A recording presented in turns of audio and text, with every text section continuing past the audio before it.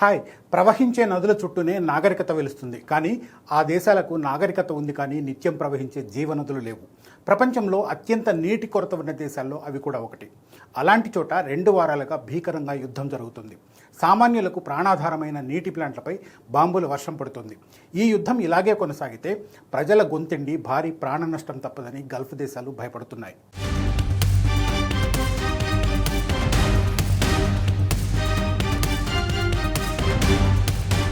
Gulf దేశాలైన Bahrain, Kuwait, Oman, Qatar, Saudi Arabia, యుఏఈలు ఎడారి ప్రాంతాలు. ఇక్కడ ఏడాది పొడవునా పారే శాశ్వత నదులు లేవు. వర్షాలు పడినప్పుడు మాత్రమే ప్రవహించే జలమార్గాలు ఇక్కడ ఉంటాయి. వీటిని వాడీలు అంటారు.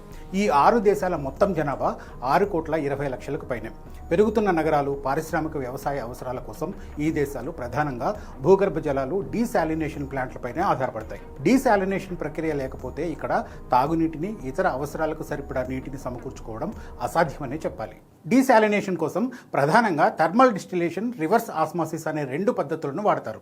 థర్మల్ డిస్టిలేషన్లో సముద్రపు నీటిని వేడి చేసి ఆవిరి ద్వారా మంచినీటిని గ్రహిస్తారు. రివర్స్ ఆస్మాసిస్ పద్ధతిలో అధిక పీడనంతో నీటిని పొరల ద్వారా పంపి ఉప్పును వేరు చేస్తారు. ఇది తక్కువ ఖర్చుతో కూడుకున్నది కాబట్టి ఎక్కువగా ప్రాచుర్యం పొందింది. ఇటీవల హార్ముజ్ జలసంధిలోని కేస్మ్ ద్వీపంలో ఉన్న తమ డీశాలినేషన్ ప్లాంట్పై అమెరికా దాడి చేసిందని ఇరాన్ ప్రకటించింది. అంటే సముద్రపు ఉప్పు నీటిని త్రాగునీరుగా మార్చే ప్లాంట్పై ఈ దాడి జరిగింది.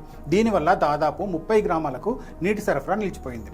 ఆ దాడి జరిగిన కేవలం 24 గంటల్లోనే ముహర్రక్ సమీపంలోని తమ డీశాలినేషన్ ప్లాంట్పై ఇరాన్ డ్రోన్ దాడి చేసిందని బహ్రెయిన్ ప్రకటించింది.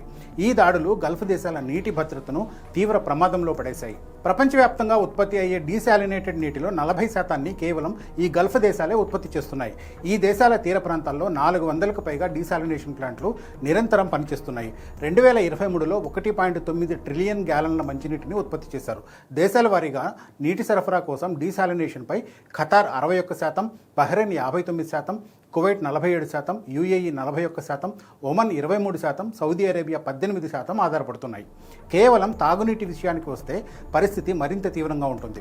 పలు గల్ఫ్ దేశాలు 90%కి పైగా డీశాలినేషన్ పైనే ఆధారపడుతున్నాయి.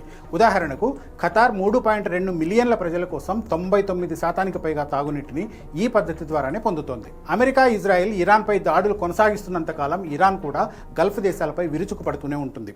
యుద్ధ ప్రారంభంలో అమెరికా వైమానిక నౌకా స్థావరాలే లక్ష్యంగా ఇరాన్ దాడులు చేసినా రోజులు గడిచే కొద్దీ అవి ఇతర ప్రాంతాలకు కూడా విస్తరించాయి. ప్రాణాధారమైన ఈ ప్లాంట్లపై దాడులు కొనసాగితే గల్ఫ్ దేశాలు మునుపెన్నడూ చూడని తీవ్ర నీటి సంక్షోభాన్ని ఎదుర్కోవడం ఖాయంగా కనిపిస్తోంది.